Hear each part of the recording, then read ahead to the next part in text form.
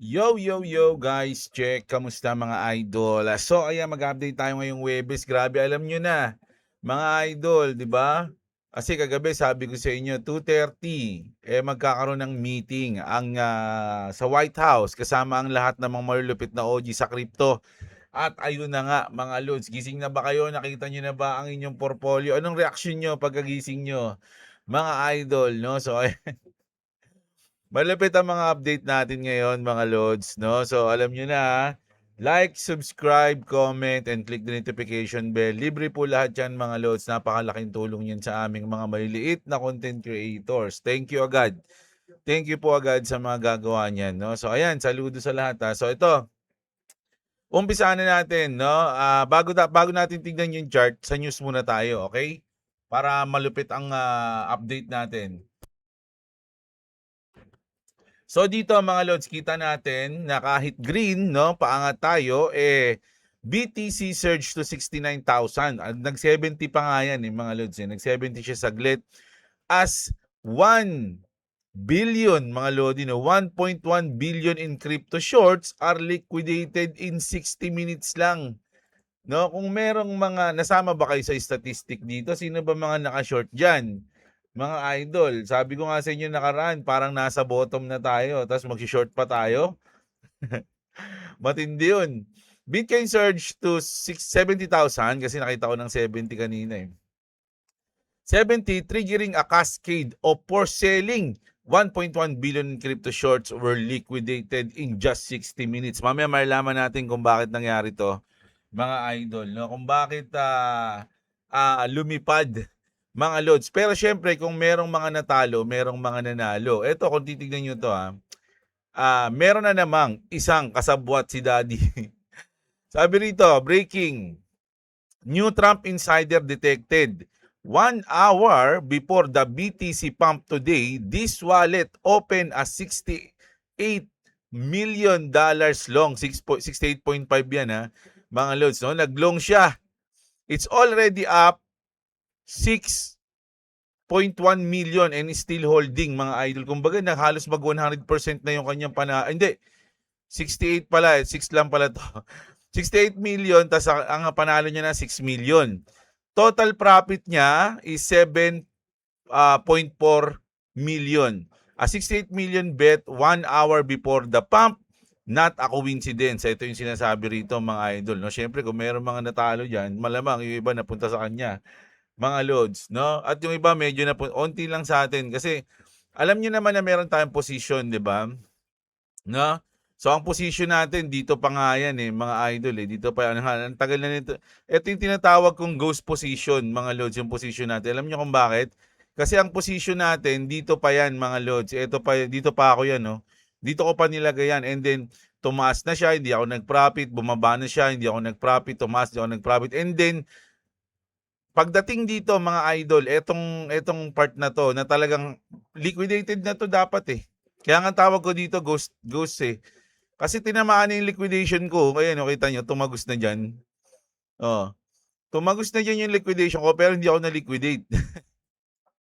Sobrang bilis lang siguro nito kaya hindi na ako nasama sa statistic mga lods. Bumaba na siya ng point. Tas, kumbaga, syempre maraming nagtitrade, maraming na-liquidate Inuna niya siguro yung mga malalaki, yung mga pagdating sa maliliit lang kasi magkano lang naman natin dito, margin.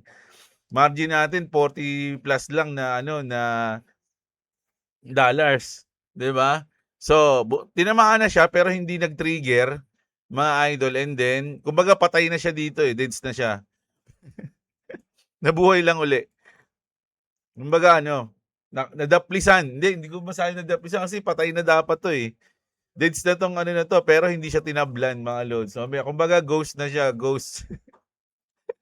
Multo na tong trade na to. Pero itong ghost trade na to, mga lodi, no? Nakaangat pa siya ulit. And then bumaba ulit siya, hinayaan ko lang yan, tumaas, bumaba ulit. Hinayaan ko lang, and then ayun na, boom, nasama tayo dun. Bang, lumipad, nagulat ako kagabi. Nagulat ako, sabi ko, kasi nag-CR ako ng madaling araw Alam niyo naman mga matatanda Pag-CR ko ng madaling araw, oh my goodness! Sabi ko, ayan na. So far, meron tayong profit na 13 ngayon, no? O ano, ongoing 'to, kanina umabot na 'to ng 17, eh. Ngayon 13 lang uli. Okay lang 'yan, dito nga hindi tayo natinag, eh. Tsaka ghost na 'to. Ghost na 'tong position na 'to, deads na 'to, eh. Binigyan pa tayo ng profit na malupit, 'di ba? So nandiyan lang 'yan mga idol, matindi, 'di ba? Ang lupit ng nangyari na 'to. Kumbaga alam niyo yung sa mga series saka mga movie, 'pag ako nanonood ng movie tsaka ng series, 'pag merong isang character doon na namatay tapos patay na talaga 'yon. Pero 'pag isang character namatay tapos nabuhay, ibig sabihin hindi na 'yun mamamatay kasi nga binuhay na niya siya, eh. Di sana kung papatayin din siya, dapat pinatay na siya nung una. Parang si Jon Snow sa sa Game of Thrones, 'di ba? Si Jon Snow nung namatay 'yon, katapusan ata ng season 4 'yun o season 5. Ngayon di ako nakatulog nun, oh, ang tagal pa ng next season. Sabi ko na namatay si Jon Snow. Tapos nung umpisa nung next season, nabuhay siya. Tontuwa ako, eh. Gumalaw yung wolf, eh. Sabi ko, wala na, hindi na mamamatay si Jon Snow. Kasi kung papatayin siya sa palabas na yun, pinatay na siya nung una. So ito, patay na to. Mga loads, nabuhay lang. So mamamatay pa kaya to? Iba yung crypto, mga idol, may waga. So ayan may waga kasi tignan nyo, tinamaan lang pero hindi tinamaan, eh. At ngayon, nagbigay pa sa atin ng profit, no? So ayan punta na tayo sa mga malulupit nating news ngayon. Naku, grabe, ang ganda ng balita natin. Mga idol, eto na. Kita nyo naman, no? Nakita niyo ako sino yan? Mga loads, no? So natuloy na yung meeting nila diyan sa White House at napaka-positive, mga idol. Umakyat ng 70K. Bitcoin. Tapos Ethereum, grabe, umakyat din na malupit yung Ethereum, mga lods, eh. 'Di ba? Kung titingnan nyo, ang Bitcoin 7% sa loob ng 24 hours. Sige nyo naman yung Ethereum, 17. 'Di ba? Grabe. Oh, yung XRP 10% lang, eh. Oh, Solana rin 10%. So humataw sila, mga idol, no? Doge 7%. Oh. Yung Hyperliquid ang malupit. Pero mamaya may news tayo dyan sa Hyperliquid na yan. Matindi yan, mga idol. Sana. Ayan, no? 19%, oh. Grabe, Hyperliquid, oh. So titingnan natin yan, ha. So ito, mga idol, ha. Si Patrick Witt, so nandiyan siya, no? American hedge money rest on three pillars, sabi niya rito: a lethal military, equal justice under law, and the strength of the US dollar backed by deep liquid capital markets. Under President Trump's leadership, we are rebuilding our military, restoring fairness in our justice system, and commenting dollar dominance with the Genius Act. No, ito napirmahan yan, eh. Now, it's time to pass the Clarity Act to modernize our capital markets and ensure American financial leadership for decades to come.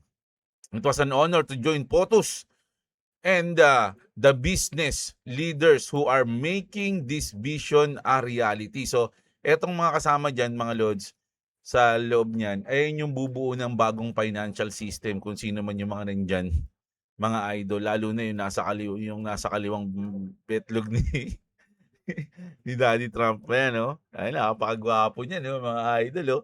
So, titignan natin yan, ha. Siyempre, nagsalita si Patrick Witt. Siyempre, magsasalita din ng ating SEC chairman, si Paul Atkins, at today's White House crypto meeting with President Trump.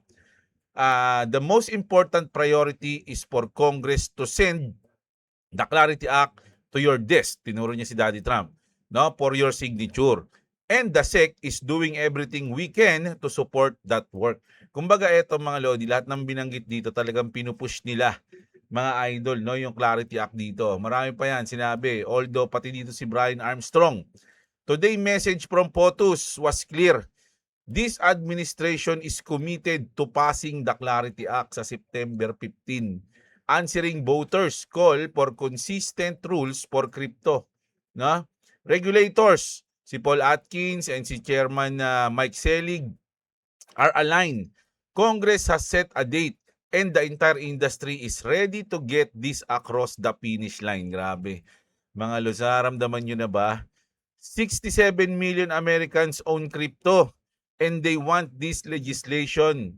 I'm confident the Senate will listen.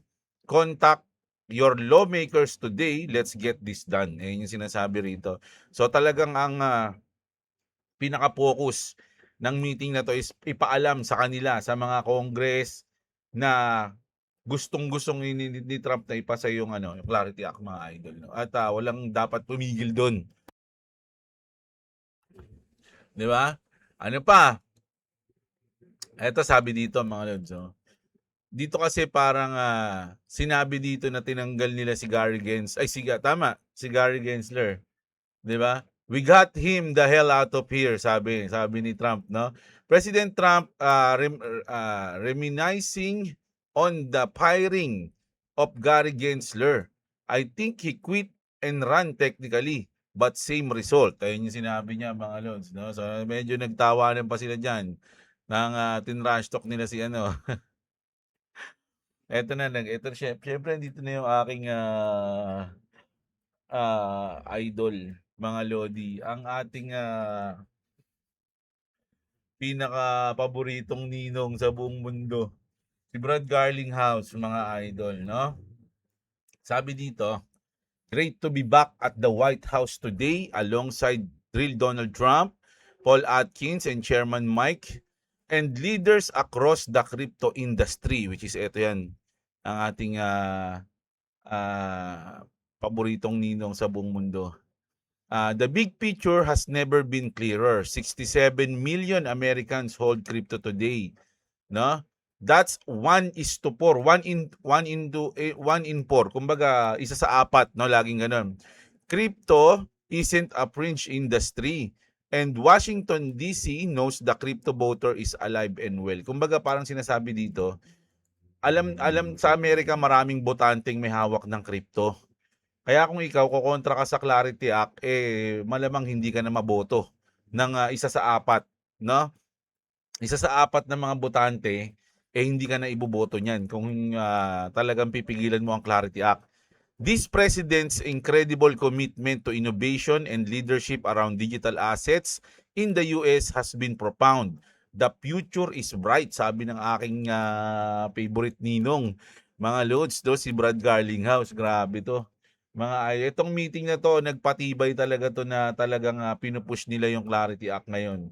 No, although syempre may gagawin pa ring hakbang ang SEC at ang CFTC, mga idol, no, bukas, di ko alam kung bukas o mamayang madaling araw din, mga loads, no? So mag-a-announce na naman yan mamaya. Naku, hindi natin alam anong mangyayari mamaya niyan, no? Tapos punta na tayo dito. Ano ba yan? Tagal. Ito.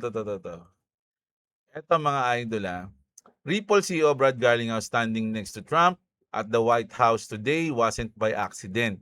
No? The companies building the new financial rails have always been in the room that writes the rules. They made sure this man was in the frame for a reason. So, yan na nga yan, mga lods, no? Si Brad. Kaya nga, kumbaga, dito kasi, marami kasi nagsalita dito, mga idol, no? Kung papansinin nyo, nagsalita yung sa Kraken, si Brian Armstrong nagsalita, si Sergey Dragunov ata nagsalita. No, marami nagsalita Pero si Brad di nagsalita, mga lods, no? Talagang pinasalamatan lang siya ni Daddy. Brad, thank you, Brad. Kumala lang siya, no? So, basic lang. Kumbaga, ang ano ko dito, ang tingin ko dito, mga idol, hindi pumupunta sa sa ilaw si Brad Garlinghouse, sa light, no? Talagang ano lang siya, sa gilid lang siya, no? Yung tahimik lang, kumbaga, yung pinakamalakas tahimik lang, mga idol. Ayun lang, tahimik lang siya Hindi siya nagpo-front, hindi siya nagsasalita or something, 'di ba? Kaya nga dito sabi dito, watch the placement. At the table where the real business is done, Brad is pushed all the way to far right of the president. Then comes the public frame. Everyone is visible. Brad hidden. Kumbaga lagi siyang nakatago Si Brad Garlinghouse, mga idol. Hindi siya, kaya nga nung unang nakita ko yung video, sabi ko kasi si Brad Garlinghouse dito. Natatakpan siya ng CEO ng nakalimutan ko yung CEO ng isa na yun. Ng KLC ata o something. Basta ano siya, natatakpan siya, 'no? Ah, same man, sabi rito, same man, same room. Two very different placement. Far right when the deals are made, out of sight when the story is shown. The elephant in the room is Brad, hidden in plain sight. Kasi ito yung unang meeting. Andun si Brad Garlinghouse, so ang layo niya, yung camera nandito, halos di na nga siya makita eh. Ito pa nga, mas malapit pa nga sa ano si Michael Saylor, ayan no.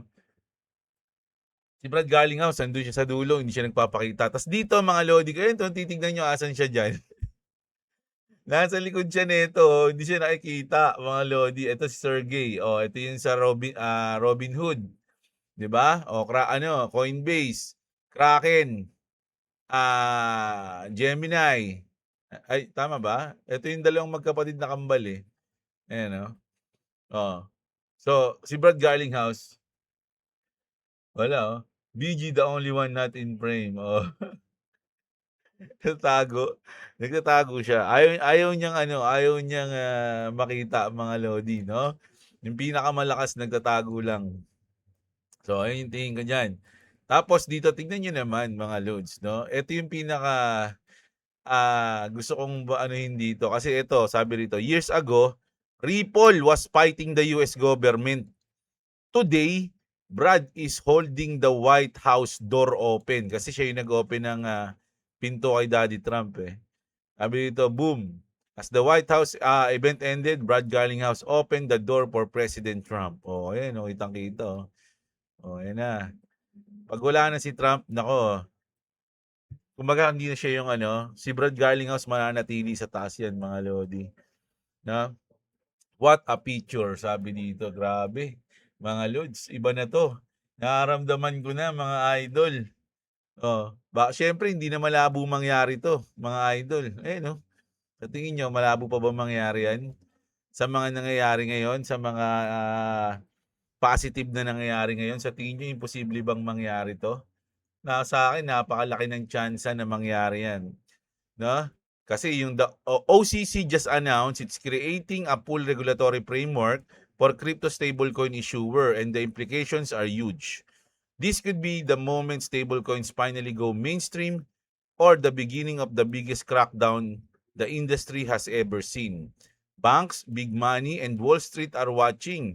The crypto market may never be the same, no? Are you ready to rumble?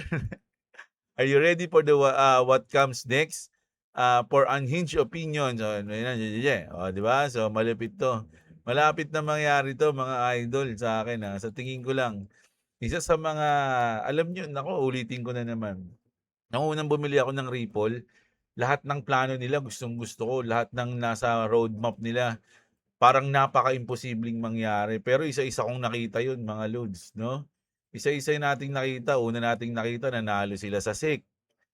Nagkaroon sila ng ETF, yung mga partnership, ang dami. Oh, tas ngayon eto na magiging bangko na. Oh my goodness. Ayun lang yung pangarap lang 'to dati, mga idol eh. Parang alam nyo, subaybay ko na yung Ripple simula nung bumagsak sila.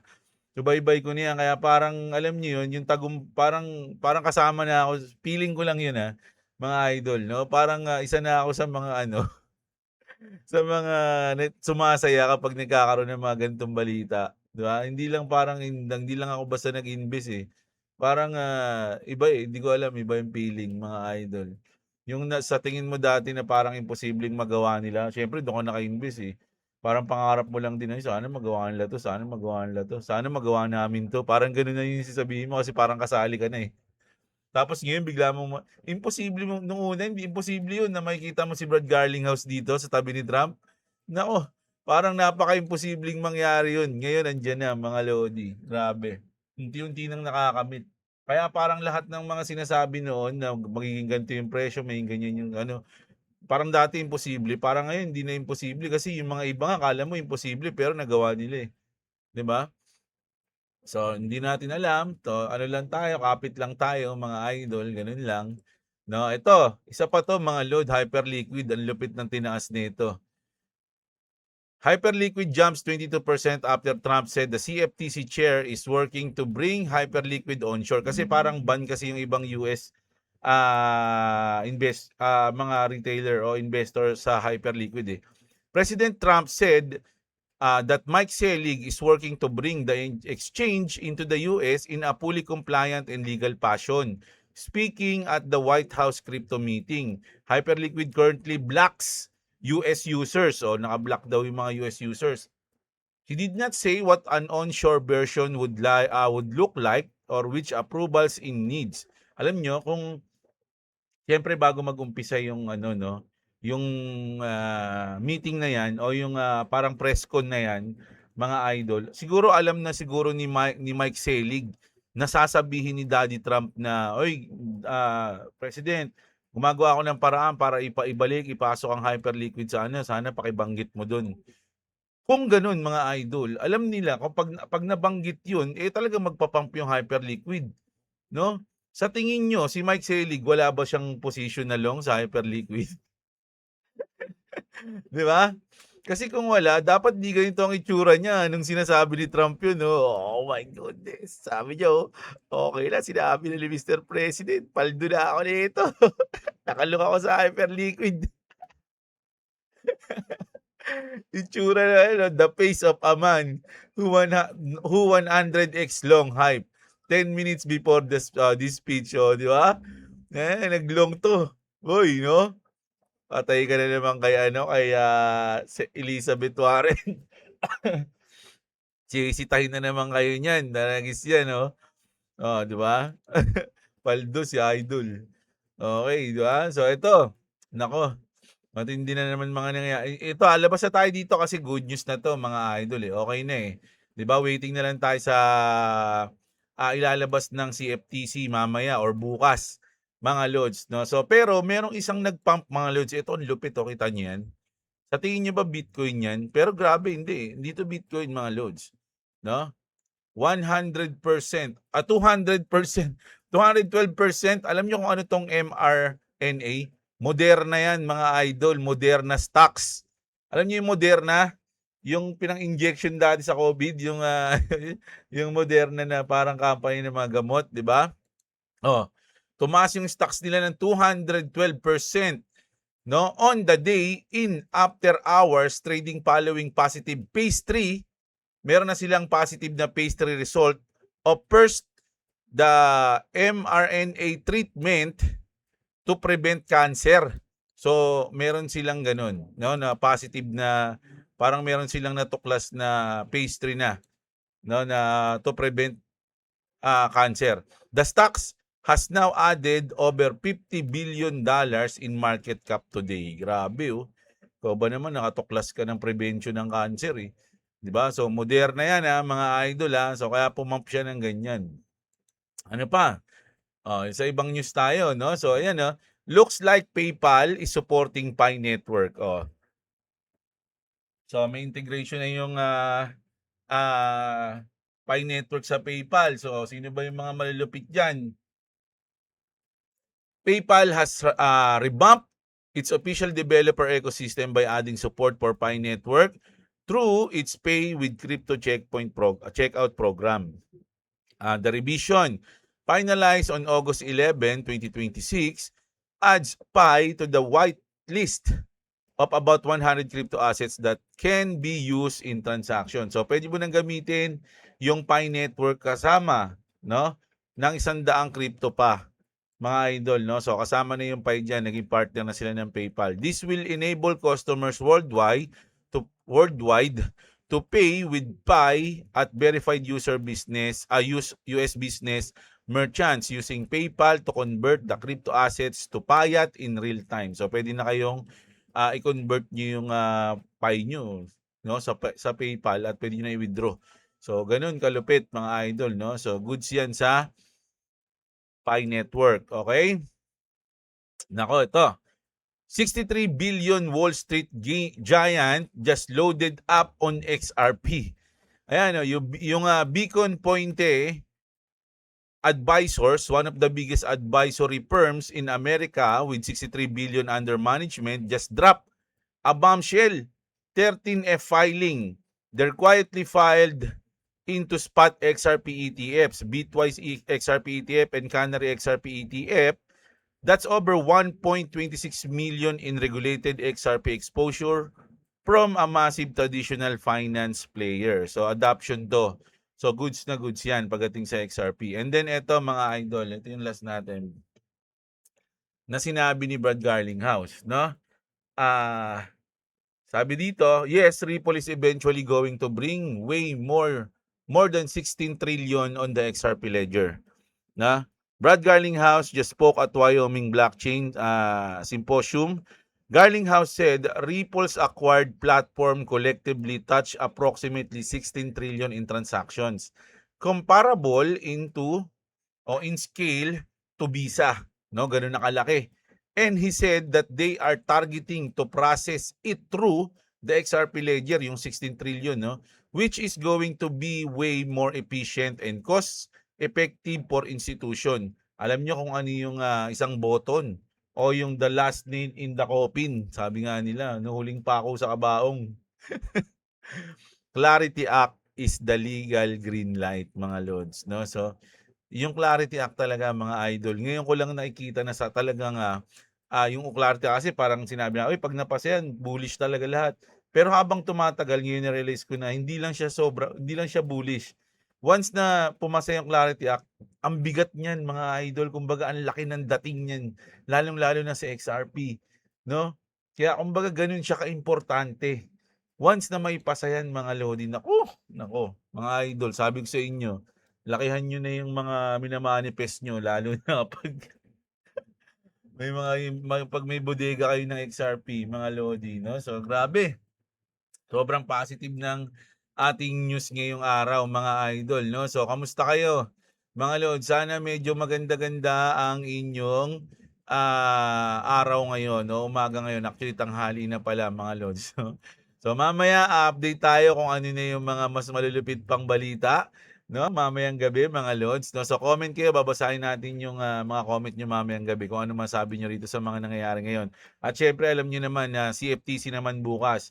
Sila naman yung magre-report kung ano yung mga ilalatag nilang kung sakaling rules kung hindi may pasa yung Clarity Act ngayong pero may papasa yan, mga lods, no? Sabi nga 1:4 'di ba? Kumbaga isa sa apat, no, na botante ng US may hawak na crypto. So kung ikaw kokontra ka sa Clarity Act, malamang wala ka na agad doon, mga lodi, no? So ayun ang news natin ngayong tanghali, mga idol. So, kita-kits tayo mamayang gabi. Alam nyo na yan, mga lods, no? Like, comment, subscribe, click the notification bell. Check nyo lahat ng link dyan sa baba ng description natin sa video. Makakatulungan sa inyong lahat, lalo na pag nagki-crypto kayo. So, kita-kits. Maraming salamat sa inyo, mga idol. Magandang araw at... What's up, what's up? Okay.